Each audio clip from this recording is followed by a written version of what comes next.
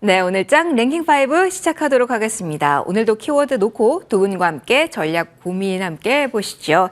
함께 해주실 두 분 먼저 소개합니다. 레몬리서치 김민수 대표, 신한투자증권 황희윤 PB팀장 나와주셨어요. 두 분 어서 오십시오. 네.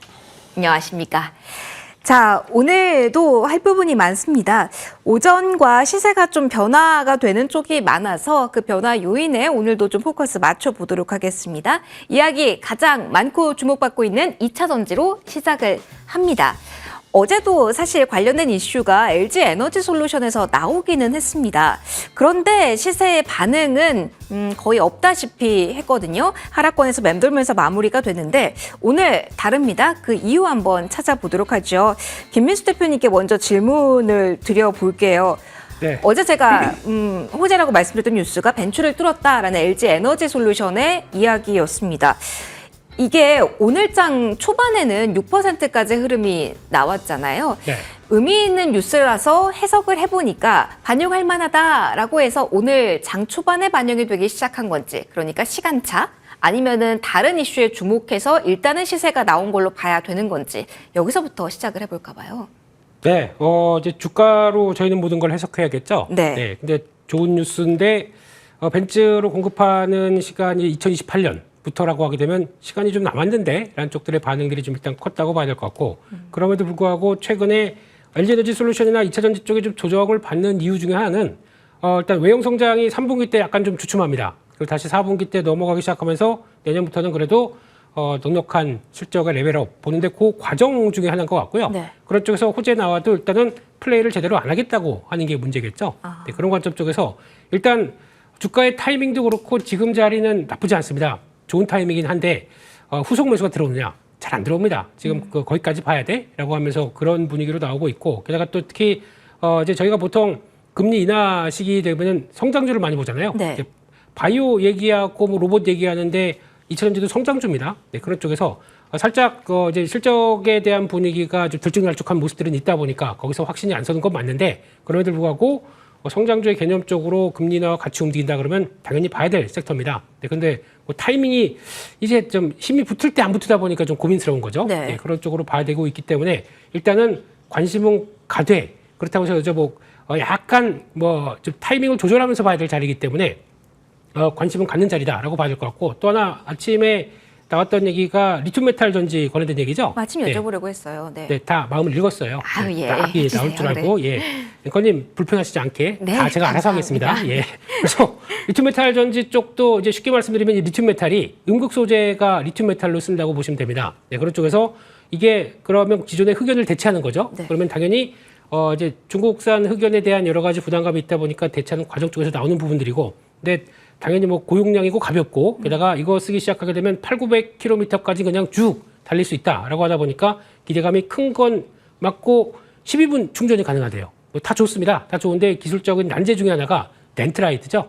그 충방전 계속하다 보면 이제 막 균열 생기고 하는 요 과정들 그걸 어떻게 극복할 것이냐라는 것 쪽과 또 이제 충전과 관련된 시간 쪽에서 얘기를 하나씩 좀 풀리는 모습들이 나오다 보니까 다음 단계로 이쪽으로 가는 거 아니냐라는 쪽에 대한 기대감은 큰데 이게 기술 개발과 양산은 또 다른 문제지 않습니까? 아무래도 시간이 좀 걸리다 보니까 조금 더 딜레이가 되는 부분들이 있다라고 봐야 될 것 같고요.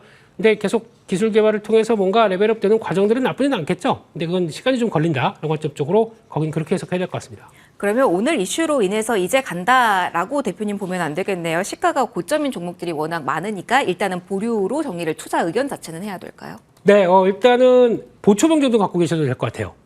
보초병 소량. 정도는. 네, 근데 아직 힘을 받을 부분이 아니기 때문에 네. 일단 시간은 좀 갖고 보자. 그렇게 봐야 될 것 같습니다. 알겠습니다.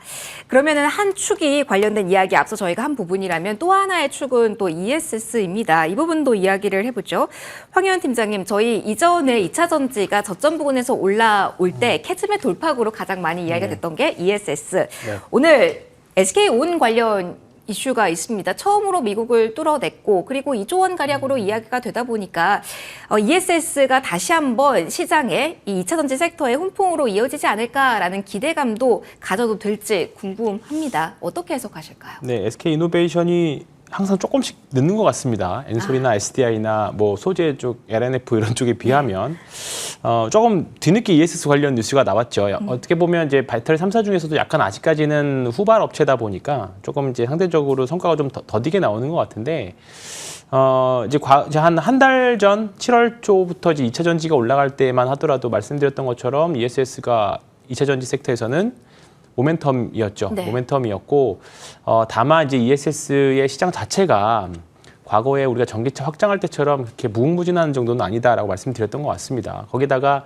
지금 최근에 탄산리튬 가격이 한 85,000위안 찍고 지금 한 75,000위안 정도까지는 빠진 것 같거든요.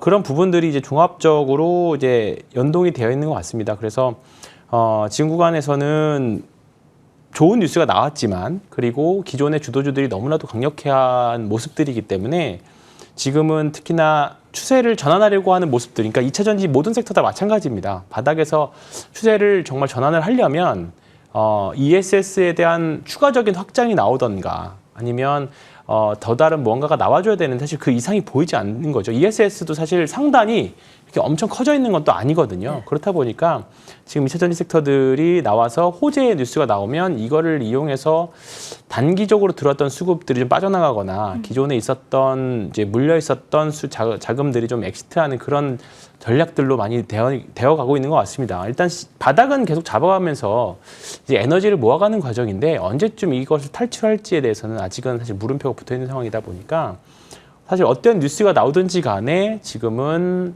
조금 긴 호흡이 좀 필요하지 않을까 계속적으로 말씀드리겠습니다. 그러면 임박한 이슈가 있다면 그거에 네. 짧게라도 활용하는 전략은 어떨지 좀 여쭤봅니다. 네. 재생 에너지 전시회가 나와서 여기에서는 뭐 ES 관련된 이야기가 나올 가능성이 높다라고 하고요. 또 독일에서는 또 모빌리티 관련 행사가 또 임박해 있기 때문에 또 전기차로 연결이 됩니다. 무엇을 할 거다, 이런 네. 기술이 나왔다라는 걸로 움직일 틈을 약간은 활용해도 될지 이 부분도 질문 드려봅니다. 그 부분은 말 그대로 좀 모멘텀 전략이잖아요. 네. 지금은 2차 전지에게 중요한 거는 내러티브적인 요소보다는 숫자입니다. 캐즘을 돌파하려면 결국은 실적, 지금의 상황을 이제 캐즘이 끝났다, 터널이 끝났다라는 걸 좀 보여주려면 결국 숫자를 보여줘야 되는데 지금은 모멘텀 하나만 가지고 움직이는 거는 제한적일 수밖에 없는 오늘 같은 일이 앞으로도 조금 반복되지 않을까 싶습니다. 근데 이것도 시간이 지나고 나서 이제 에너지를 주가가 다 모이고 나서 올라갈 때가 된다고 하면 모멘텀 숫자 상관없이 모멘텀으로도 올라가는 때가 오긴 할 거예요. 근데 그 부분에 대한 기간에 대한 투자를 하기에는 지금 너무 다른 것들이 괜찮은 게 많기 때문에 시장 투자자 너무 이제 기회비용을 거기다가 너무 우리가 함몰할 필요가 없지 않나 그렇게 생각해서 저도 이제 2차 전지 섹터들 투자하시고 지금 물리신 분들 상담을 많이 하는데 네. 조금 2차 전지에 대한 애증이 좀 있으신 것 같아요. 그래서 무조건적으로 떨어지면 사고 싶어하는 부분들이 좀 많이 있으신 것 그러실 같은데 것 같아요. 지금은 냉철하게 말씀드리면 저도 이제 좋아 보이면 뭐 계속 추천을 하고 하겠지만 지금 구간에서는 좀 중립 정도 계속 의견 보시는 게 낫지 않겠느냐 생각하고 있습니다. 아직은 적극적으로 담을 시기는 아니다. 조금 더 네. 숫자가 찍히면서 강력한 스토리 라인이 생성되는 네. 시점 조금 더 기다려 보도록 하겠습니다. 뉴스 오늘 해석을 해봤고요. 변동성 있는 부분까지 좀 조언 들어봤습니다. 이어가 보도록 하죠. IT에서 이야기를 또 풀어가 볼 텐데요. 하이닉스 관련된 이야기로 먼저 시작을 할까 합니다. 관련된 이슈 영향이었을지 오늘 3%까지 오르기도 했던 SK 하이닉스이긴 한데요. 현재는 1% 정도 제한된 범위 내에서만 움직임 나옵니다. 김민소 대표님, 오늘 SK 하이닉스 장 초반에 기세가 좋았었습니다. 이 부분에 주목해서 본다면 HBM 협상 마무리 단계다라는 외국계 증권사 리포트가 나오기도 했다라고 하는데요. 네. HBM에 대한 영향력은 그래도 여전한 것으로 다임 트리거로 기다려 볼까요? 아니면은 오후에도 힘이 유지되고 있지 않는다라는 측면에서 다른 키워드를 봐야 되는 건지 일단 HBM 협상에 대한 주목도 높여도 될지 좀 질문 드려볼게요. 이거 중요합니다. 중요하다. 중요합니다. 네, 요거 하게 돼서 변화가 근데 그렇다고 저희한테 친절하게 우리 얼마에 엔비디아랑 계약했습니다. 한 30% 올렸습니다. 이거 얘기 안 합니다. 그렇죠. 그렇기 때문에 그냥 그런 상황에서 저희가 뭘 봐야 되냐면은 네. 이런 징후가 어디서 나오냐면 소부장에서 나옵니다. 네, 그래서 어느 정도 확인이 됐다라고 하게 되면 이제 어느 정도 가격 협상됐고 물량이 얼마큼 나가다 보니까 내년도 HBM을 계속 또 투자를 계속 강화해야 되겠다. 라는 쪽에 대한 변화가 나오다 보니까 그쪽에서 성과가 나오기 시작하게 되면 그게 이제 또 가장 중요한 변화겠죠. 그래서 요즘에 뭐 하이닉스가 HBM도 만약 중요하긴 한데 이번에 관련돼서 이제 미국이 VU라고 그래서 네. 그 관련된 쪽에서 중국을 견제하기 시작하는 쪽에 얘기가 나온 다음에 그다음에 시장이 어떻게 바뀌었냐면 메모리 반도체는 더 세집니다.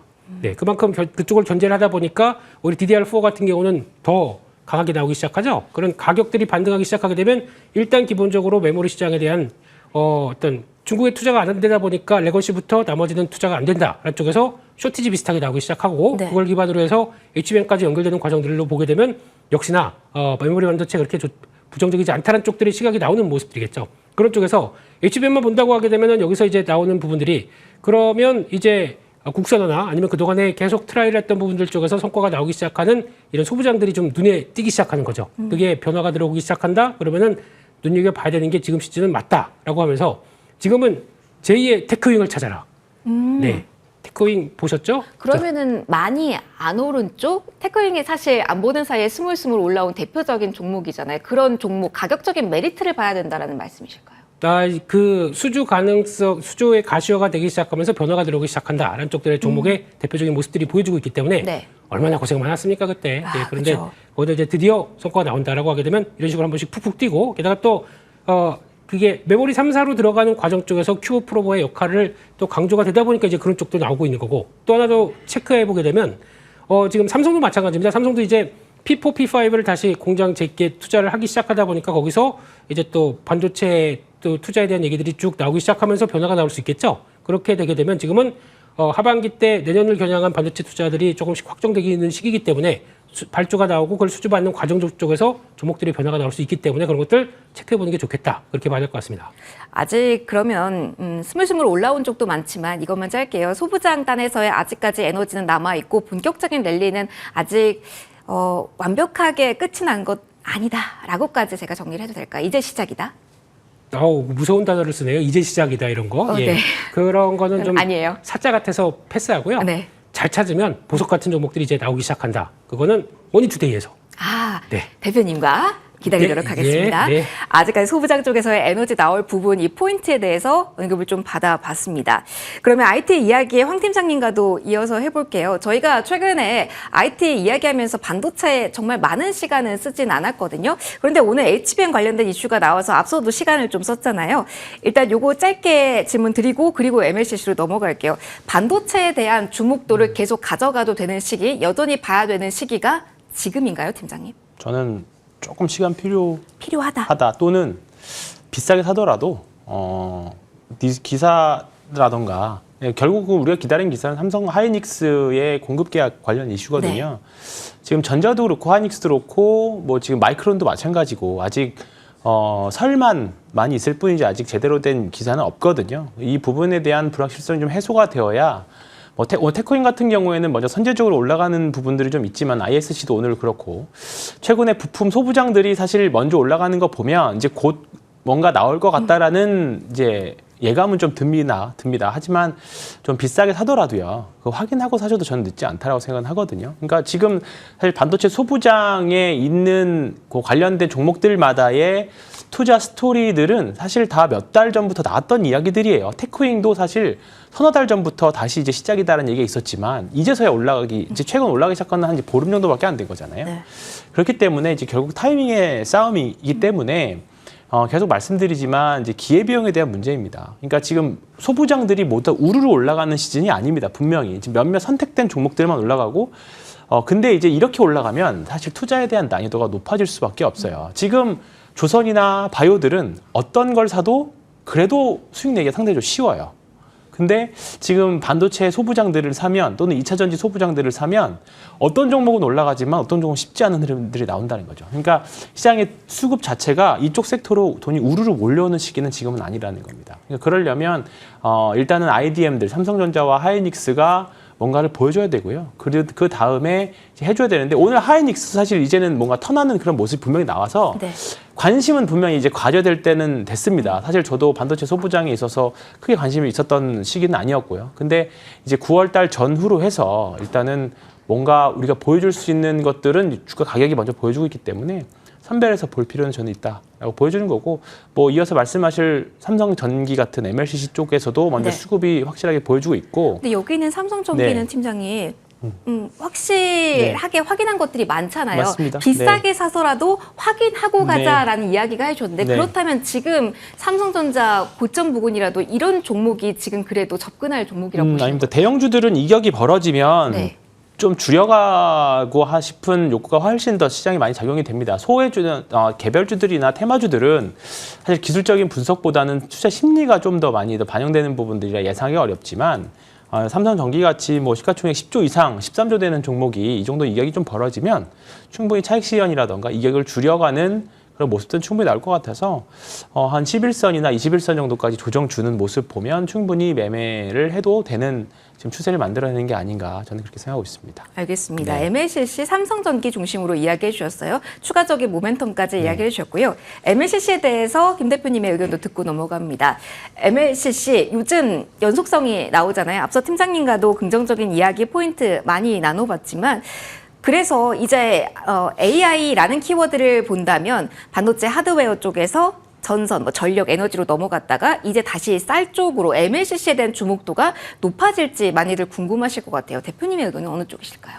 네, 한때 삼성전기를 보면은 전기차의 MLCC 이런 쪽으로 나가다가 이제 그게 아니죠. 네. 지금 그거보다는 기판 쪽입니다. 기판 쪽에 강점을 두고 거기서 변화가 나오는 부분들이 이어지다 보니까 조금 더 레벨업되고 거기다가 MLCC는 이제 평타만 쳐라. 예, 나머지로 또 성장의 동력을 이끌게라고 하는 과정들인데 일단 그러다 보니까 요즘 삼성전기 얘기는 무지 많이 나오고 있네요. 네. 다들 틀면 삼성전기, 삼성전기. 네, 이럴 때는 조심해야 됩니다. 조심해야 이럴 때는, 된다. 예, 쫓아가는 게 아니라 약간 비중 줄였다가 다시 보는 게 더 좋지 않을까라고 생각하고 있는데 머리는 그렇게 생각하는데 손이 말을 안 들어요. 왜 팔어? 이렇게 차트 좋은데 왜 팔어? 이렇게 될 겁니다. 근데 일단은 살짝 줄였다가 다시 다음 타이밍을 조금 좀 늦춰가도 되지 않을까 그렇게 바라보고 있습니다. 옷방 자체는 긍정적 투자 성향이 중요할 것 같습니다. 관련된 이야기들 좀 참고해 보셨으면 좋겠어요. 반도체 한축 그리고 MLCC에 대한 이야기 삼성전기 중심으로 좀 풀어가 봤습니다. 소비도 오늘 강합니다. 그래서 여기서부터 이야기 또 한번 키워드 세 번째로 시작을 해봅니다. 오늘은 내수 소비 활성화 이 부분부터 이야기를 풀어가 볼까 합니다. 황 팀장님, 22일부터 2차 소비 쿠폰도 지급이 된다라고 하고 유통가에서는 사실 가을 대목이라는 표현을 쓰잖아요. 오늘은 이마트도 오르고 현대백화점, 굵직한 유통주들에서 신호가 나와서 이 관련된 모멘텀을 이제 조정 한 차례 받았고 다시 한번 갈 때인지 궁금합니다. 하반기면 뭔가 성과가 나오지 않을까라는 기대도 증권가에서 하는 듯 하고요. 괜찮을까요, 팀장님? 어떻게 보십니까? 일단은 주가들이 올라서 다행이죠. 네. 소비 섹터도 있지만 그다음에 상법 개정과 관련된 이슈로도 엮여 있는 PBR로도 엄청 싼 기업들이기도 해서 여러 가지 이슈들이 있는 것 같습니다. 일단 오늘 특히 현대백화점 같은 경우는 5% 이상 올라오기 때문에 네. 단순한 반등으로 보기에는 좀 강한 모습입니다. 다만 소비 쿠폰으로 인한 영향이 사실 백화점에 쓰지는 않겠죠. 그래서 상법 개정안으로 보는 게 저는 더 맞다. 아하. 지금 최근에 지주사들도 마찬가지고요. 증권 주식들도 사실 한 2달 동안 정책에 대한 후퇴 가능성들 때문에 좀 많이 쉬었죠. 그래서 일단은 그런 관점으로 보시는 게 맞을 것 같고요. 충분히 저는 접근해도 된다라고 봅니다. 근데 이거는 지극히 개인의 취향일 것 같아요. 왜냐하면 워낙에 좀 느린 종목들이기도 하고요. 소비주들이. 사실 이쪽으로 보실 거면 국내 소비주들, 백화점은 철저하게 내국 국내 소비주잖아요. 그렇기 때문에 사실 이마트가 중국에 계속 사업을 하고 있었다면 이마트 같은 경우에는 충분히 수출주의 밸류에이션을 멀티플을 줘서 충분히 더 좋은 모습이 되겠지만 그게 아니라면 지금 수출주들은 소비재들은 중국인들과 연동되어 있는 오늘 많이 움직이는 호텔 관련 주식들이라던가 그다음에 화장품 관련 주식들 좀 많이 셨습니다. 화장품 같은 경우에는 이런 부분들을 좀 접근하시는 게 공략하시는 게 더 낫지 않을까 저는 생각합니다. 네. 알겠습니다. 그러면 지금 이쪽 유통을 본다면 네. 팀장님 철저하게 정책적 저평가 매력으로만 봐야 된다라고 정리를 해야 되는 걸까요? 네, 저는 그렇게 생각합니다. 그 이상의 알겠습니다. 모멘텀을 보기에는 지금 사실 시장의 호재가 한 개 가지고 너무 세게 올라가기는 좀 약한 모습들이라서 배당 매력도 있고 여러 가지 있을 수 있긴 하겠습니다만 지금 시장이 바이오 같은 거 하루에도 15% 20%씩 가는 상황에 네. 본인의 취향이 이 정도도 괜찮다 싶으면 정말 편한 대안이 될 것 같습니다. 다만 그게 아니라면 조금은 약하지 않을까 그렇게 생각합니다. 알겠습니다. 어떤 포인트로 봐야 되는 건지 정리를 좀 해주셨습니다. 소비 이야기 조금 더 할 텐데요. 김윤수 대표님과는 인바운드 이야기를 주로 해볼게요. 10월 수치에 대해서는 여러모로 증권가에서 기대를 좀 많이 하더라고요. 그런 가운데 유커가 다시 돌아오면서 과거의 영광을 누릴 수 있을지 많이 기대를 가지는 것 같습니다. 네. 호텔에 대한 주목도를 일단 높일지 궁금해요. 하루 전에는 호텔신라가 안 들어가 있었거든요. 그런데 오늘은 대장주까지 대형주가 움직이니까 이쪽에 대한 기대감이 가장 먼저 반영될지, 이전 사이클에는 카지노 위주로만 이야기를 했는데 호텔의 주목도 높여도 될지 먼저 질문 드려볼게요. 요게 핵심입니다. 요게. 어허. 네, 그렇기 때문에 지켜보셔야 되는데 네. 어제는 가만히 있다가 왜 오늘 올라온지 아세요? 왜요? 어제는 열병식이 있었지 않습니까? 그래서 경계감으로 네. 못 올랐던 거예요? 그랬기 때문에 그것 때문에 약간 좀 보자라고 네. 했는데 뭐 다 어느 정도 알고 있던 사실들로 밝혀지고 뭐 이렇게 쭉 보다 보니까 그 다음에 오늘은 그러면 됐고 이제 일정 다가오고 있는 이제 얼마 안 남았어요. 이제 한 달밖에 안 남았습니다. 안 이제 남았어요. 중국 네네. 국정절도 그렇고 우리 앵커님도 휴가 가실 그날까지 맞아요. 얼마 안 남았습니다. 그러다 보니까 거기서 이제 변화가 좀 들어오기 시작하는 거죠. 근데 여기서 중요한 거는 일단 계절적 성수기고 알고 있는 이벤트 쪽에서 들어온 거는 솔직히 큰 의미가 없는 것 같고 어떤 같은 소비 쪽이라고 하더라도 P와 Q가 동반적으로 성장해서 거기서 이제 구조적인 성장을 보여줄 수 있는 게 어디냐라고 하게 되면 호텔 쪽입니다. 이게 가장 중요하다고 봐야 될 것 같고 네. 그러다 보니까 그 무거운 호텔 신라마저 이거 면세점으로 올라온 거 아닌 것 같아요. 신라 스테이 있죠. 네. 그게 삼성급 맞죠? 저는 안 가봐서 모르겠습니다만 삼성급 이상 쪽은 중국인들이 워낙 좋아하다 보니까 맞아요. 관광객들 네. 많이 찾는다고 하더라고요. 네, 거기서 성과 나오면 그 별로 기대도 안 했던 호텔 쪽에서도 영업이익률이 올라오기 시작한다라고 하는 부분들이 성과가 나오다 보니까 그렇게 변한다고 하게 되면 이것도 관심을 가질 때라고 생각하고 있습니다. 하지만 더 중요한 거는 지금 그래도 Q의 확대를 계속 누릴 수 있는 쪽 중에 하나가 아까 이제 GSPNL 같은 경우 물론 많이 올랐습니다만 네. 이게 웨스틴 조선 호텔 이번에 제 리뉴얼링에서 이번 9월 달부터 개장하지 않습니까? 그러면 지난번에 인터컨티넨탈 호텔 갖고 있고 나인트리 브랜드 있고 이것까지 새로 개장한다. 그러면은 Q 확대가 나오기 시작하면서 그 기업 입장 쪽으로는 더 활용도가 높아진다. 그러면 당연히 실적에 대한 레벨업이 올라가겠죠. 단 이 회사의 가장 큰 단점은 중간지 주사입니다. 그렇기 때문에 이런 호텔 관련된 업이 한 단계 걸쳐서 들어오다 보니까 약간 부담은 있다고 하더라도 네. 그래도 역시나 관련된 모멘텀이 크다라고 하게 되면 어떤 시장에서 관심이 높은 거고요. 또 두 번째 서부 T&D죠.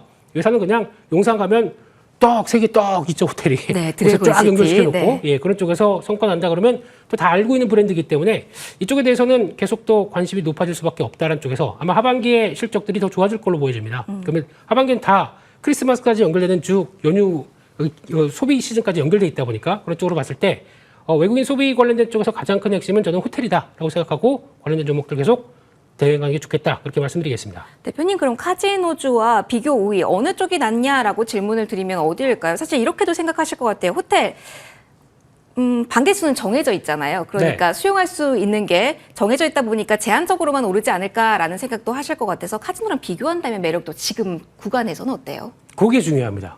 정해져 있다 보니까 네. 그러면 Q는 못 늘어나는데 P가 올라갑니다.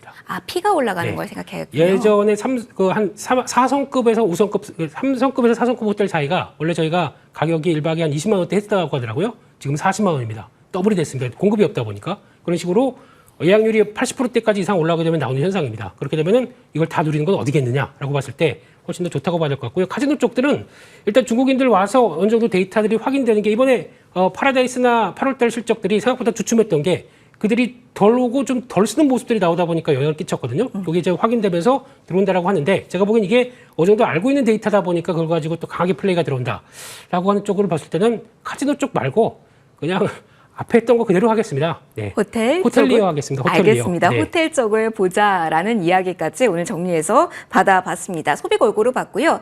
여기도 좀 할 이야기가 많아요. 개별적인 뉴스로 움직이는 종목군이 많은 지금 제약바이오 열어보도록 하겠습니다. 큰 틀에서는 경제 지표를 보면 금리 인하에 대한 기대감도 많이 높아진 상황입니다. 그 가운데 오늘 코스닥 쪽에서의 상대적인 강세도 확인이 되고 있고요.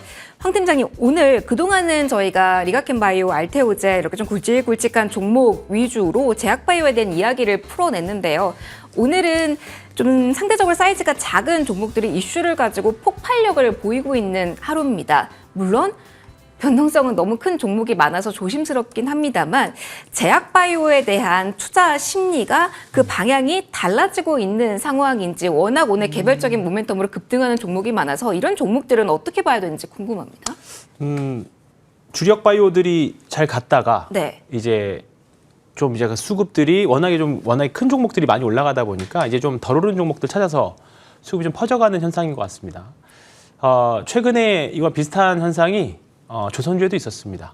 조선주도 마찬가지로 현대 HD 현대그룹하고 삼성중공업, 하나오션들 최근에 주가 흐름 보면 조금 대형주들이 지지부진하죠. 오늘 한국조선해양이 가장 먼저 치고 나가는 그런 흐름은 좀 있지만 최근에는 이제 기자재들이 좀 더 치고 나가는 그런 모습들이 좀 있습니다. 그러면서 이제 다시 기자재들이 좀 상대적으로 약해지면 다시 주도주 쪽으로 다시 또 수급이 쏠리고 그런 양상이기 때문에 일단 하반기에 제가 뭐 앞에 2차 전지 이야기하고 반도체 이야기하면서 비교 우위를 계속 말씀드린 거는 결국 염두에 두고 있는 거 이 두 가지 섹터 때문에 그러기는 합니다. 근데 이제 바이오 같은 경우에는 항상 보면 이제 이 약이 개발되면 앞으로 어떻게 돈을 벌고 어떻게 시장 점유율을 가져간다.